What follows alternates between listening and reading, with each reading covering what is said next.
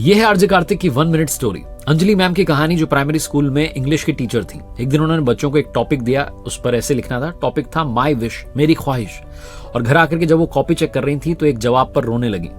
उनके पति ने पूछा कि क्या हुआ, तो उन्होंने कहा कि एक बच्चे ने ऐसा जवाब दे दिया है। मैंने आज टॉपिक दिया था माई विश और उस पर कुछ लाइंस लिखनी थी। एक बच्चे ने लिखा है कि मैं मोबाइल बन जाना चाहता हूँ, क्योंकि जब स्कूल से घर आता हूँ तो दादू मोबाइल में बिजी होते हैं, दादी बिजी होती हैं, बुआ, चाचू, चाची, पापा, मम्मा सब मोबाइल में बिजी होते हैं। भगवान से मेरी बस यही विश है कि मुझे मोबाइल बना दीजिए ताकि सब मेरे साथ टाइम बिताएं। और ऐसा बोलकर के अंजलि मैम और रोने लगी। उनके पति ने पूछा कि हो सकता है उस बच्चे घर वाले टाइम नहीं देते होंगे।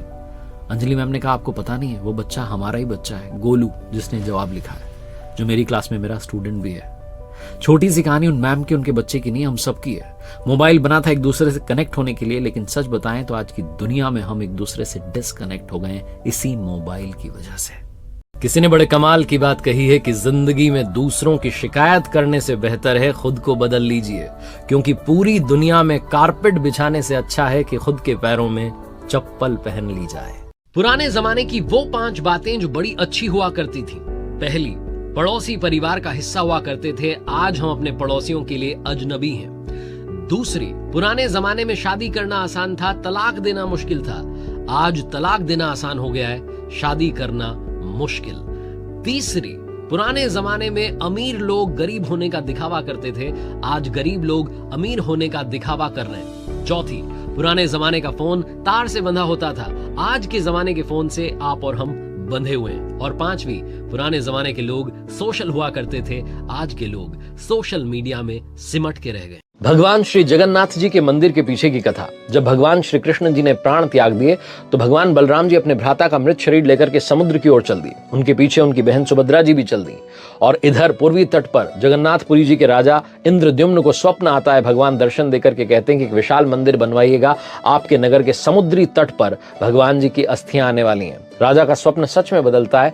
जब मंदिर बन जाता है तो मूर्तियां कौन बनाएगा, ये सवाल आता है। और तब बूढ़े बढ़ई के रूप में भगवान विश्वकर्मा जी, जो कि सबसे कुशल निर्माता कहे जाते हैं, वो प्रकट होते हैं और कहते हैं मैं मूर्तियां बनवाऊंगा, लेकिन आप मेरे काम में व्यवधान मत डालना। 21 दिनों का समय लेते हैं, मूर्तियों का काम शुरू होता है, लेकिन जब अचानक से कक्ष में से आवाज आनी बंद हो जाती है तो राजा को लगता है कि कहीं कुछ हो तो नहीं गया। वो दरवाजा खोलते हैं तो अंदर से भगवान विश्वकर्मा गायब हो जाते हैं और 3 अधूरी मूर्तियां मिलती हैं। राजा को लगता है कि यही हरी इच्छा है और उन तीनों अधूरी मूर्तियों को मंदिर में स्थापित कर दिया जाता है। ये कथा है भगवान श्री कृष्ण जी के, भगवान श्री जगन्नाथ जी के मंदिर की। भगवान शिव को शिवलिंग पर जल चढ़ाते समय 5 बातों का विशेष रूप से ध्यान रखना चाहिए। सबसे पहली, शिवलिंग पर जल चढ़ाते समय हमारा मुंह पूर्व दिशा की ओर नहीं होना चाहिए, क्योंकि पूर्व दिशा भगवान शिव का मुख्य द्वार है।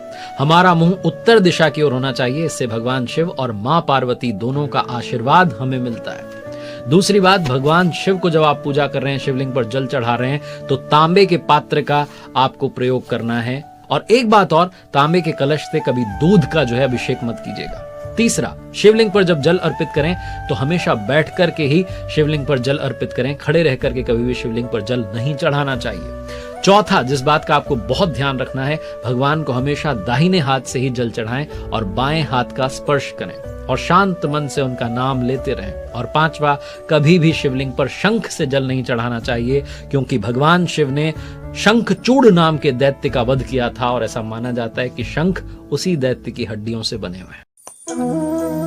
किसी ने बड़े कमाल की बात कही है कि किसी को माफ करके एक बार अच्छा इंसान बन जाना, लेकिन उसी पर दोबारा भरोसा करके बेवकूफ मत बनना।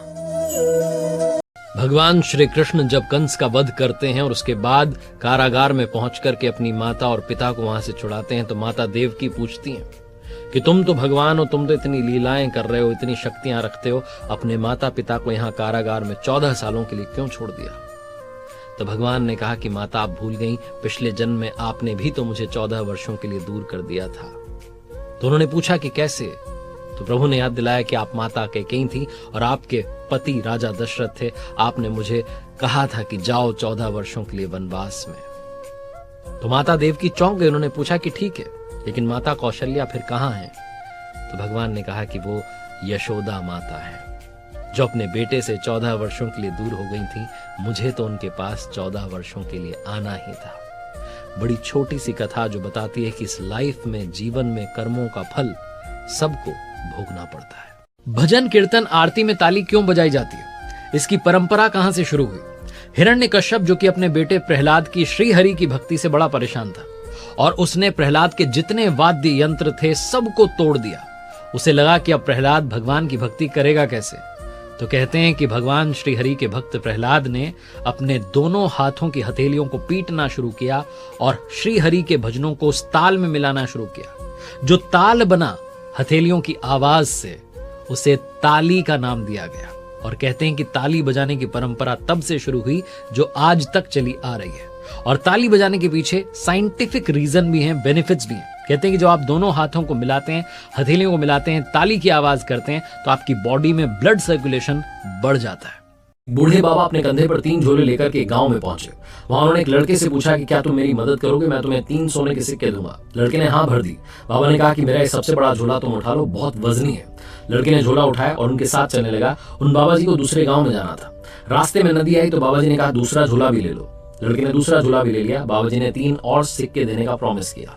आगे चले तो एक पहाड़ आया। बाबा जी ने कहा ये तीसरा वाला भी ले लो, मैं बिना झोले के ही चढ़ना चाहता हूँ। लड़के ने तीसरा भी ले लिया और बाबा जी ने 3 और सिक्कों का प्रॉमिस किया। लड़के ने पूछ लिया कि ये तो बता दो इनमें है क्या। बाबा जी ने कहा एक में तांबे के सिक्के, दूसरे में चांदी के और तीसरे में सोने के सिक्के हैं। लड़का आगे बढ़ने लगा तो उसके मन में बुराई हावी हो गई, रावण हावी हो गया। वो दौड़ करके निकल लिया बाबा जी को धोखा देकर। घर में जाकर के जब उसने वो झोलियां खोली तो अंदर पत्थर ही पत्थर निकले और एक कागज था जिस पर लिखा था कि बेटा मैं इस राज्य का राजा हूं, अपने लिए उत्तराधिकारी ढूंढ रहा था। अगर तुम ये झोले लेकर के नहीं भागते, धोखा नहीं देते तो आज राजा बन जाते। ईमानदार बने रहिए, अंदर से अच्छे बने रहिए।